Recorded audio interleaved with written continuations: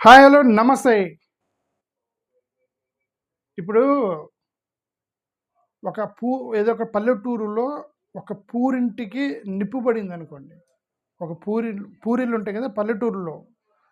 ఆ పల్లెటూరులో పూరింటికి నిప్పు పడితే ఆ పక్కనున్న ఇల్లుకి తగలబడాలి కదా! ఆ పక్కనున్న ఇల్లు లేదా ఆ పక్కనున్న ఇల్లు వెంటనే ఆ చుట్టుపక్కల ఉన్న ఇల్లు మొత్తం తగులుకుంటాయి కదా నిప్పు. ఒక ఫారెస్ట్‌లో ఒక చెట్టుకి నిప్పు పెట్టారు. అది ఆ పక్కనున్న చెట్లు కాల్చుకుంటూ పోయిద్ది కదా! అలాగేదో ఫైర్ యాక్సిడెంట్ జరిగేది అలానే కదా! ఎక్కడో ఒకసాట నిప్పు పడితే పొరపాటున ఆ చుట్టుపక్కలయన్నీ కాల్చేత్తారు కదా!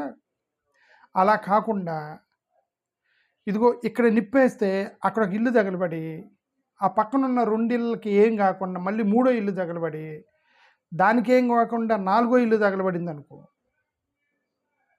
అది పురింటికి నిప్పు పడినట్టు నమ్మొచ్చా? లేదంటే సెలెక్టివ్‌గా అక్కడ ఇల్లు నిప్పు పెట్టారనుకోవాలా? సరే పూరిల్లు అనుకో, గ్రామీణ ప్రాంతాల్లో పూరిల్లులు అయితే డిఫరెంట్ అది. అదెందుకు గాలికి ఒకవేళ గాలికి పోయి ఒక ఇల్లు తప్పించి అవతల ఇంటి మీద గాలికి పడింది కాబట్టి, మూడో ఇల్లు తగలబడిందని జస్టిఫై చేయొచ్చు. అపార్ట్‌మెంట్ కుదిరిద్దా అట్లా? అపార్ట్‌మెంట్ ఒక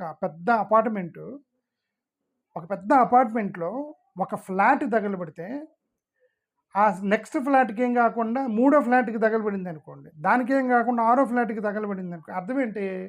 సెలెక్టివ్‌గా ఫ్లాట్ నంబర్‌లు చూసి అక్కడ నిప్పి పెట్టారని. అంతే కదా! ఫైర్ యాక్సిడెంట్ కాదు. అక్కడక్కడ నిప్పి పెట్టినట్టు. అవునా? వెస్ట్ బెంగాల్‌లో ఇదే జరిగింది. ఏం జరిగింది వెస్ట్ బెంగాల్‌లో?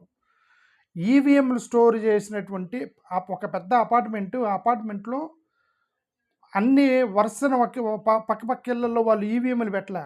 ఒక ఇంట్లో ఒక ఈవీఎం పెట్టారు. ఆ ఇంట్లో ఒక ఈవీఎం అట్లా 4, 5 ఫ్లాట్లు తీసుకొని ఈవీఎంలు స్టోర్ చేశారు. మన వెస్ట్ బెంగాల్‌లో ఎన్నికలు జరిగినటువంటి ఈవీఎంలు ఏవైతున్నాయో వాటిని స్టోర్ చేశారు.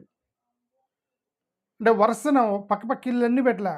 ఫ్లాట్ నెంబర్ 5లో, ఫ్లాట్ నెంబర్ 8లో, ఫ్లాట్ నెంబర్ 11లో ఎక్కడెక్కడైతే ఖాళీ ఫ్లాట్లు ఉన్నాయో అక్కడ స్టోర్ చేశారు. అక్కడ స్టోర్ చేసి యాక్సిడెంట్ అయింది. ఫైర్ యాక్సిడెంట్ అయింది. ఫైర్ యాక్సిడెంట్ 4000 ఈవీఎంలు తగలబడ్డాయి. 4000 ఈవీఎంలు అవి కూడా ఎలా తగలబడ్డాయి? ఎక్కడెక్కడైతే ఈవీఎంలు పెట్టినటువంటి ఫ్లాట్లు ఉన్నాయో అవి పక్క ఫ్లాట్కి నిప్పంటకుండా ఈవీఎం ఫ్లాట్లు అన్నీ అంటుకున్నాయి అన్నమాట. పెద్ద ఫైర్ యాక్సిడెంట్ అయింది. ఈవీఎంలు 4000 ఈవీఎంలు తగలబడ్డాయి. ఆబ్వియస్లీ అపోజిషన్ వాళ్ళు ఏమంటారు? ఇదిగో పెద్ద స్కామ్ చేశారు వీళ్ళు. స్కామ్ చేసి స్కామ్‌లో ఈవీఎంలు తగలబడ్డాయి. ఇప్పుడు ఈవీఎంలు తగలబడ్డాయి. ఈవీఎంలు ఇప్పుడు అక్కడ ఎవరు fire minister, west Bengal fire minister Kaushik Chaudhary అట. West Bengal fire minister Kaushik Chaudhary అతను ఏమన్నాడంటే, ఇదిగోండి ఇది మేము ఫైర్ యాక్సిడెంట్గా మేము భావిస్తున్నాము, కానీ 4000 ఈవీఎంలు తగలబడ్డాయి కరెక్టే, కానీ ఈ యొక్క ఫైర్ బ్రోక్అవుట్ ప్యాటర్న్ చూస్తే అనుమానంగా ఉందని మినిస్టరే చెప్పాడు. మినిస్టరే ఆయన పెద్ద క్లూ ఇచ్చాడు అనమాట. ఏం క్లూ ఇచ్చాడు ఆయన? ఈ బ్రోక్అవుట్ చూస్తే బ్లేజ్ని చూస్తే అనుమానంగా ఉంది. ఎందుకంటే నార్మల్ ఫైర్ లాగా అనిపించట్లేదు ఇది. ఎందుకంటే ఒక ఫ్లోర్ స్కిప్ చేసి థర్డ్ ఫ్లోర్కి వెళ్ళిందంటే ఫస్ట్ ఫ్లోర్లో నిప్పంటుకుంటే సెకండ్ ఫ్లోర్ వదిలేసి థర్డ్ ఫ్లోర్లో నిప్పంటుకుందట. ఫస్ట్ ఫ్లోరు థర్డ్ ఫ్లోర్ నిప్పంటుకుందండి, మధ్యలో ఫ్లోర్కి ఏం కాదు. కాబట్టి అనుమానం ఉంది అని చెప్పేసి ఈయన చెప్పాడు మినిస్టర్ కౌశిక్ చౌదరి. అంటే అతనే ఒక పెద్ద క్లూ ఇచ్చాడు. కావాలని తగలబెట్టారు ఎక్కడెక్కడైతే ఈవీఎంలు ఉన్నాయో అక్కడ అని.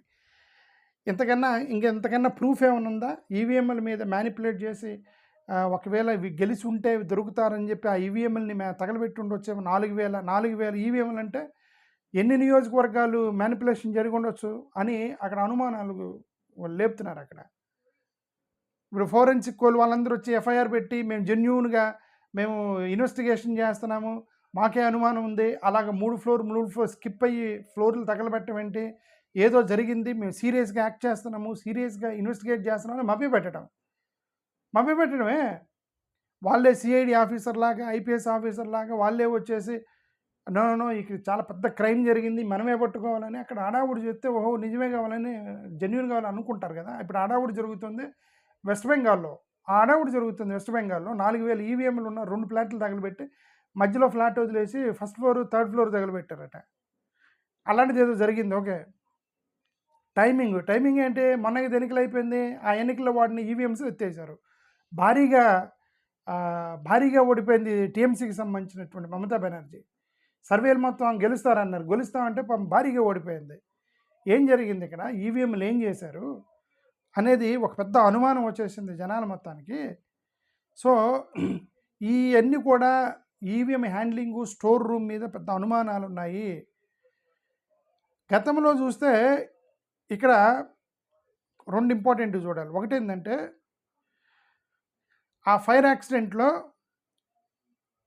ఆ మెషిన్స్ ఉంటాయి కదా! ఈవీఎం మెషిన్స్ మొత్తం తగలబడ్డాయి. సరేనండి. ఏదో ఫైర్ యాక్సిడెంట్ అయిందనుకోండి. ఏదో యాక్సిడెంట్ అయింది. నిప్పు పడింది. ఒక 4, 5 ఈవీఎంలు తగలబడ్డాయి. లేదంటే 4, 5 ఫైల్స్ తగలబడ్డాయి. లేదంటే అక్కడ కర్టెన్లు తగలబడ్డాయి. అది ఓకే. ఈవీఎంలు 4000 ఈవీఎంలు తగలబడిపోయినాయి. మొత్తం డిస్ట్రాయ్ అయిపోయినాయి ఈవీఎంలు మొత్తం. ఓకే. అనుమానం కదా ఇదంతా. సరే, ఫోరెన్సిక్ వాళ్ళు అదేం లేదండి, అనుమానం ఏమీ లేదు, ఏదో జరిగిందని వాళ్ళు చెప్తున్నారు అంతే. ఇప్పుడు రీసెంట్గా జరిగినటువంటి ఎన్నికల్లో వాడినటువంటి మెషిన్స్నే అక్కడ స్టోర్ చేశారని సోషల్ మీడియాలో తిరుగుతుంది. వాటినే తగలబెట్టారని సోషల్ మీడియాలో తిరుగుతుంది. అఫ్కోర్స్ ఇవన్నీ స్పెక్యులేషన్ సోషల్ మీడియాలో తిరుగుతున్నవి. మరి వాటిలో నిజమా లేదా అనేది ఒక నిజమంటే వాళ్ళు చెప్తారేంటి? వాళ్ళు చెప్తారా? ఇవన్నీ కూడా వాడినియేనండి, ఎవడో వచ్చి తగలబెట్టాడు, స్కామ్ జరిగిందని వాళ్ళు చెప్తారేంటి? సోషల్ మీడియాలో చెప్పరు కదా. ఇదంతా సస్పిషియస్ ఫైర్ లాగానే ఉంది. ఈవీఎంలు తగలబెట్టడం అనేది చాలా అనుమానాస్పదంగా ఉందన్నమాట. గతంలో కూడా ఇప్పుడు ఇది 2026లో ఈ 4000 ఈవీఎంలు లేదు. గతంలో 2019లో ఒకటి జరిగింది. 2019లో గోవాలో ఒక పక్క ఫ్లాట్కి నిప్పంటుకొని పక్కనే ఉన్న స్ట్రాంగ్ రూమ్ తగలబడింది. నిప్పంటుకుంది పక్క ఫ్లాట్కి. అది వచ్చి 2019 గోవాలో స్ట్రాంగ్ రూమ్ తగలబడింది. మొత్తం బీజేపీ క్లీన్ స్వీప్ చేసింది అక్కడ గోవాలో. ఓకే. సో ఈ ఈవీఎంస్ ఇవన్నీ కూడా ఎలక్షన్స్ అన్నీ కూడా తగలబడిపోయినాయి గోవాలో. 2018, 19లో కూడా ఇలాంటిది ఒకటి జరిగింది. ఏం జరిగింది? భోపాల్ మధ్యప్రదేశ్ ఎలక్షన్స్లో పవర్ పోయింది అని చెప్పి స్ట్రాంగ్ రూమ్ సెక్యూరిటీ అరేంజ్మెంట్స్ మొత్తం డిస్టర్బ్ అయిపోయినాయి. పవర్ పోయిందంట. కరెంట్ వచ్చేసరికి మొత్తం మారిపోయాడు. కరెంట్ పోయిందట.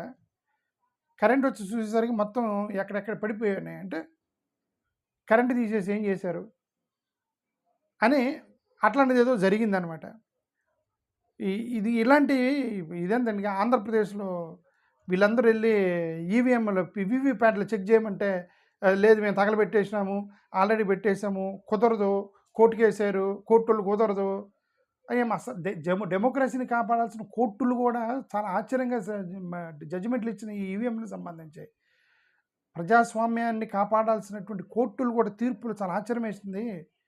ఈవీఎంలకు సంబంధించి, వీవీప్యాట్లకు సంబంధించి, కౌంటింగ్కి సంబంధించి అలాంటి జడ్జిమెంట్లు వచ్చినాయి దేశవ్యాప్తంగా.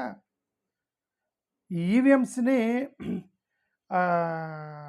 సరేనండి, దాని మీద కొట్లాడుతున్న బాలినేని శ్రీనివాసరెడ్డిని జనసేనలోకి లాగారు. బాలినేని శ్రీనివాసరెడ్డిని జనసేనలోకి లాగారు. ఎందుకు ఇతను గొడవ చేస్తున్నాడు, ఎందుకు వచ్చిన గొడవ అని చెప్పి జనసేనలోకి వెళ్ళిపోయాడు బాలినేని శ్రీనివాసరెడ్డి. చూడండి, ఇది ఇన్ని జరిగినాయి. సరే, ఇంకా మన ప్రజాస్వామ్యం గురించి మనం మాట్లాడుతున్నాం. Thank you. నమస్కారం.